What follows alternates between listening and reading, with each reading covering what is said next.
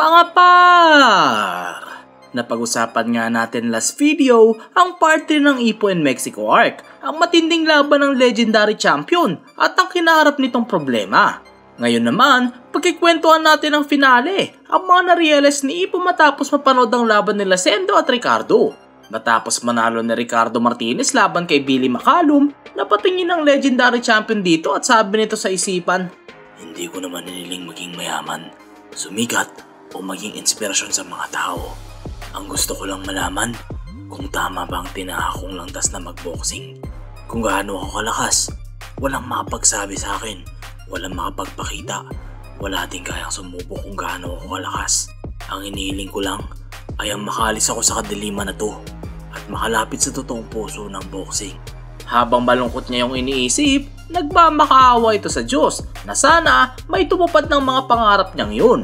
Nang makita ito ng ating bida, hindi niya magets kung bakit ganun pa rin ang ekspresyon ng mukha nito kahit pananalo siya sa laban. Naalala nito ang mga matitindi niyang nakalaban kung saan naging effective ang kanyang mga pinagtrainingan.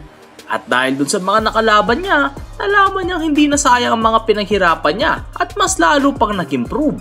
Sunod na napatanong si Ipo kung hindi pa ba na-experience yun ni Ricardo dahil lahat ng mga laban nito ay naging hindi exciting at madali lang niyang tinatalo. Nga pala mga par, sobrang dami ng nakalaban ni Ricardo.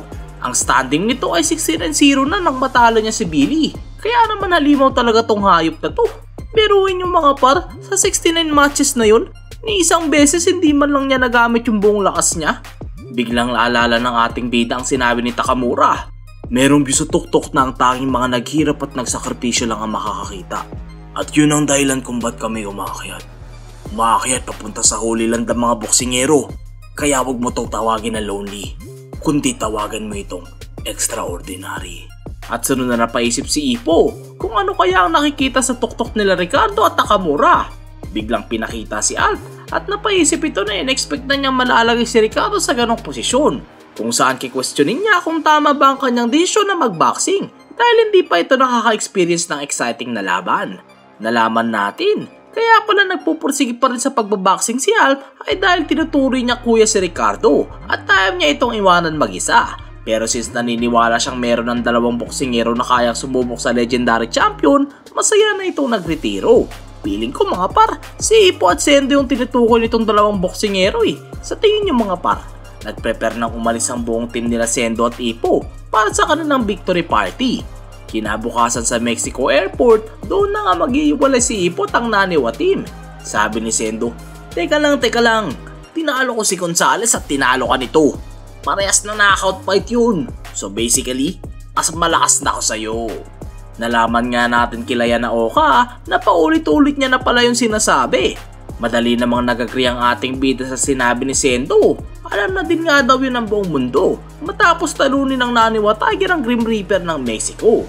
Dagdag pa nito na since hindi na siya active sa professional boxing, hindi na magandang ikumpara siya kay Sendo. Na-disappoint naman ang Naniwa Tiger since hindi niya in-expect na parang walang pakiang magiging reaksyon ni Ipo. Matapos yun, nabanggit ng ating bida na since natalo ni Sendo si Gonzales, may malaking chance na ito ang magiging rank 1 sa WBA Featherweight Division. At dagdag pa nun, directly itong kinall-out ng legendary champion. Kaya tinanong ng ating bida kung kakalabanin ba talaga ng Naniwa Tiger si Ricardo. Sagot ni Sendo na since nabali nga ang kamao niya, kakailanganin niya muna magpahinga. Kaya hindi niya muna yun iniisip o pero problema. Pero confident itong sinabi na kapag gumaling na yun, gugulpiin niya ang legendary champion. Hindi naman nagsalita si Ipo nang marinig niya ang sagot na yun. Since parang nag-aalala ang ating bida, gets naman ni Sendo kung bakit naging ganun ang reaksyon nito. Since matapos mapanood ang pagdodomina ni Ricardo sa kanyang kalaban, mukhang imposible ang sinasabi ni Sendo. Pero confident pa rin ang Naniwa Tiger na makakahanap siya ng paraan para manalo. Nang marinig yun ni Ipo na wala na ang worthy nito at natuwa dahil same na same pa rin si Sendo pagdating sa mga ganong bagay. Matapos yun, nagpaalam na si Sendo kila Ipo at si Camaras Brothers. Agaran din naman nagpaalam si Ipo sa magkapatid at nagpaturo pa to ng mga Mexican words. Habang nasa biyahe papuntang Japan, na-realize ni Ipo na tama nga si Kamugawa na nasa Mexico ang best materials pagdating sa pag-aaral sa boxing. Dahil kahit sandali lang siyang nandoon, ang dami niya nang natutunan. Sa Kamugawa Gym, namangha sila Itagaki at Kimura sa naging malupit na laban ni Sendo, habang nairita naman si Aoki since ayaw nga nitong ma-spoil dahil hindi niya pa napapanood ang laban. Tinanong ni Kimura si Takamura kung ano ang tingin nito sa naging laban ni Ricardo, since si Takamura at Ricardo nga naglalaban sa title na Best Pound for Pound. Nang tumingin si Takamura kay Kimura, sumagot ito na, "Ang nakakuha lang ng atensyon ko ay ang walang iyang buhok mo. Parang mongi ka lang kahapon ah. Anong nangyari?" Sinabi niya yun habang binabatukan nito si Kimura, kaya naman nalaglag ang wig nito. At sunod nating nakita ang totoong new hairstyle ni Kimura. Nang makita yun ni Takamura at nasyak siya sa kanyang nakita, tinawag niya itong mandaraya. Sagot naman ni Kimura na hindi nga yun pandaraya, since sinape ni Ippo ang buong katawan niya nang walang paalam. Pero malaki pa rin ang utang na loob niya sa ating bida. At in-explain ni Kimura na dahil nga sa hirap ng weight training, naging malnourished na ang bunbuno nito. Kaya naman naging ganoon ang pagtubo ng buhok niya. At matatagalan pa bago bumalik sa dati ang kanyang hairstyle. Nang sabihin nga ni Takamura na sobrang weird ng buhok ni Kimura, agad tinaas ni Kimura ang wig niya. At tinanong nito kung yung ba ang tinutukoy nilang weird. Habang si Aoki at Takamura naman ay sobrang nagpipigil ng tawa. Sabi naman ni Kimura kung gusto nila tumawa, okay lang naman sa kanya.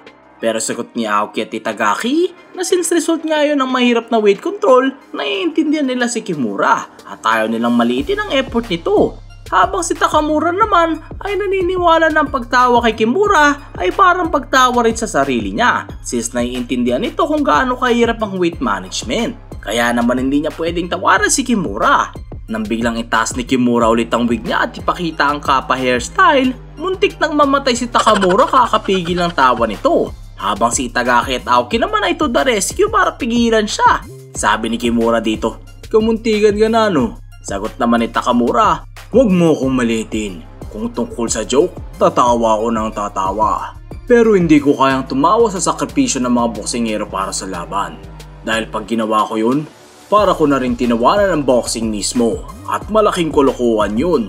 Nang hindi maniwala si Kimura sa mga sinabi ni Takamura at sinabing tatawa lang ito ng tatawa pag nakatalikod siya, nakipag-deal si Takamura dito na kung sino man ang tumawa kay Kimura ay magbabayad ng 1 million yen o madedeport paalis ng Japan.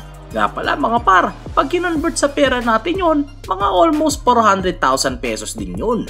Dahil nga willing si Takamura na gawin yun, unti-unti na siyang naniniwala. Pero bigla na naman itong tinaas ang kanyang wig at sabay-sabay na nagpigil ang 3 mokong. Tila nakasurvive naman sila at successful na nakapagpigil. Pero nang sabihin ni Kimura na unhealthy magpigil ng ganun at tumalikod, bigla na naman itong tinaas ang kanyang wig at tumarap.